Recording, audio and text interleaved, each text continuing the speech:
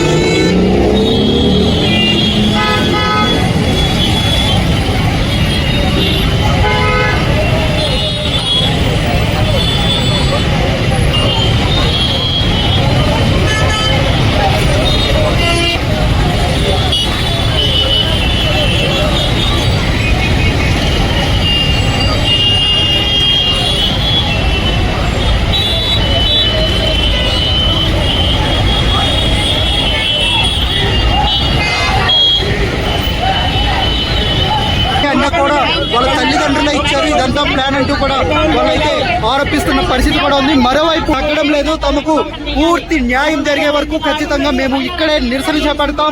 అవసరమైతే ఇదే పోలీస్